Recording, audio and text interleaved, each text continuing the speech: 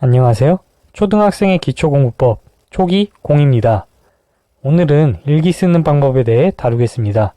영상 시작 전에 앞서 몇 가지 간단히 이야기하겠습니다.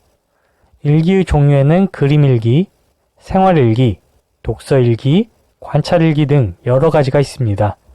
선생님이 이번 영상에서 다루고자 하는 것은 오늘 있었던 일을 소재로 하는 생활일기 쓰는 방법입니다. 그리고 3, 4, 5, 6학년에 적합한 영상입니다. 일기 쓰기는 처음 가운데 끝으로 나누어 볼 수 있습니다. 선생님은 여러분이 일기를 쉽게 쓸 수 있도록 단계를 더 나누어 보았습니다. 0단계 소재 정하기 1단계 날짜, 날씨 쓰기 2단계 사건이 일어나게 된 배경, 그러니까 상황 쓰기 3단계 사건 쓰기 4단계 생각, 느낌, 바람, 다짐 등을 쓰기 5단계 제목 쓰기입니다. 그럼 시작하겠습니다. 일기 쓰기 전에 가장 먼저 해야 할 것이 있습니다. 바로 소재를 정하는 것입니다. 소재가 뭐냐고요? 일기 쓸거리입니다. 그것을 정하기만 해도 일기를 절반 쓴 것이나 다름없습니다. 하루 동안 있었던 일 중 가장 기억에 남거나 특별했던 일을 소재로 정하면 됩니다. 특별한 일이 없고 평범한 하루였다고요? 그러면 평범했던 것을 특별하게 만들면 됩니다. 어떻게 평범한 것을 특별하게 만드는지 보여주겠습니다. 우선 여러분이 오늘 하루 동안 있었던 일을 시간표 짜듯이 나열하면 됩니다. 이때 간단한 단어로 써도 괜찮고 한 문장을 써도 괜찮습니다. 예를 들어 볼게요. 아침에는, 오전에는, 점심에는, 오후에는, 저녁에는 이런 식으로 나눠서 아침에는 아침 식사 등교, 오전에는 체육 수업, 과학 수업, 영어 수업, 쉬는 시간에 친구랑 얼음땡, 점심에는 맛없는 점심, 맛있는 후식, 교실에서 보드게임, 도서관에서 책 빌려 읽었다. 오후에는 교실 청소, 방과 후 활동, 학원, 저녁에는 저녁 식사, 가족끼리 나눈 이야기, 텔레비전 봤다, 가족과 산책했다. 이런 식으로 쓰면 됩니다. 이 중에서 가장 기억에 남는 것을 하나 선택하세요. 전날과 조금이라도 다른 것이 있었다면 특별한 일이 될 수 있습니다. 예를 들어 똑같은 급식이더라도 어제의 급식과 오늘의 급식은 메뉴가 달랐을 것입니다. 따라서 하루하루가 특별하지요. 자, 이제 소재를 다 정했나요? 그러면 본격적으로 일기를 써봅시다. 1단계 날짜, 날씨 쓰기입니다. 일기 맨 위에 날짜, 날씨 쓰는 칸이 있을 겁니다. 이 부분을 먼저 씁니다. 이때 일기를 특별하게 만들고 싶으면 날씨를 쓸 때 단순히 맑음, 비 이렇게 쓰는 것보다는 해가 반짝반짝, 하늘에서 눈물을 잔뜩 쏟은 날 이런 식으로 표현하는 것이 좋습니다.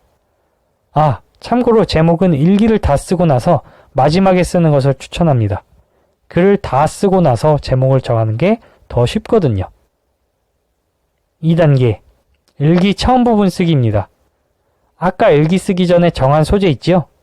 그 소재가 되는 사건이 일어나기 직전의 상황, 시간, 장소 등을 써주면 됩니다.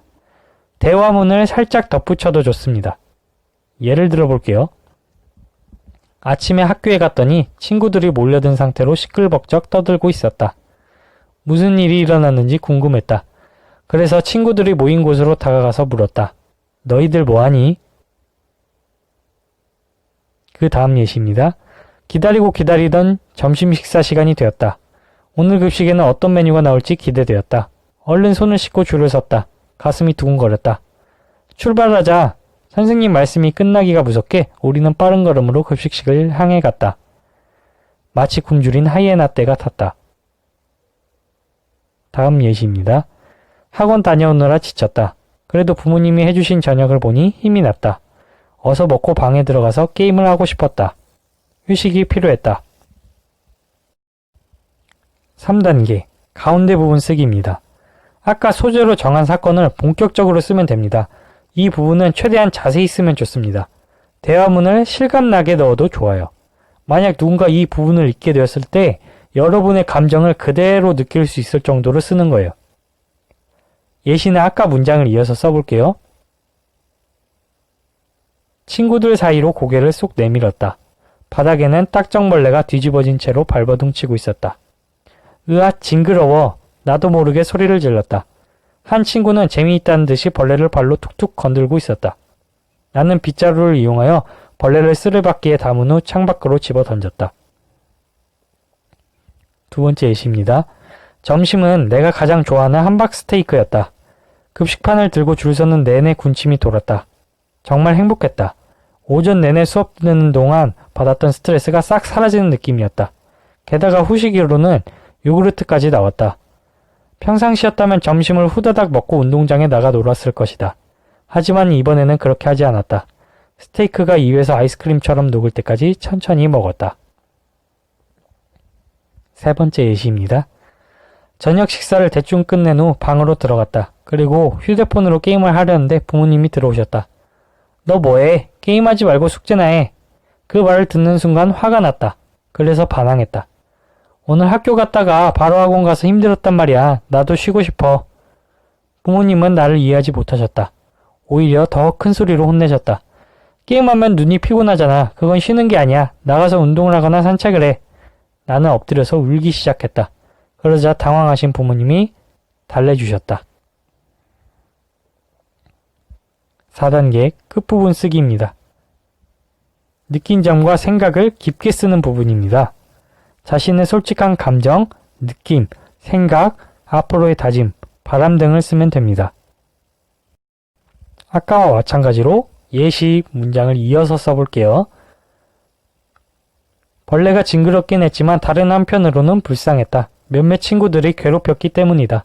그래서 창밖으로 던져준 뒤에는 생명을 살렸다는 생각에 뿌듯한 마음이 들었다. 더 이상 벌레가 교실로 들어오지 않으면 좋겠다. 두 번째 예시입니다. 최근 먹은 급식 메뉴 중에서 가장 맛있었다. 매일 음식이 이렇게 나온다면 얼마나 좋을까? 비록 점심시간 때 놀지 못했지만 행복했다. 학교에서 제일 기다려지는 시간이 바로 점심시간이다. 하지만 내일은 이 행복함을 느낄 수 없을 것 같다. 내가 제일 싫어하는 해파리 냉채가 나오기 때문이다. 후식이라도 맛있는 게 나오면 좋겠다. 세 번째 예시입니다. 나는 요즘 학원 때문에 너무 스트레스 받고 화가 난다. 매일 열심히 공부하지만 부모님은 그것을 몰라준다. 나는 마치 공부만 하는 기계가 된 기분이다. 빨리 주말이 되었으면 좋겠다. 그러면 학원을 안 갈 수 있기 때문이다. 내 마음대로 휴대폰 게임할 수 있는 세상이 있다면 얼마나 좋을까? 그런 곳에서 살고 싶다. 마지막 5단계입니다. 제목 붙이기입니다. 여러분이 소재로 정한 단어를 그대로 써도 괜찮고 그 소재에 자신의 느낌이나 생각을 덧붙여도 좋습니다. 예를 들어 볼게요. 교실에 갇힌 벌레를 살려주다. 학교에서 가장 행복한 시간, 점심시간. 학원 때문에 힘들다. 이런 식으로 주제를 붙이면 됩니다. 이상 일기 쓰는 방법이었습니다. 감사합니다.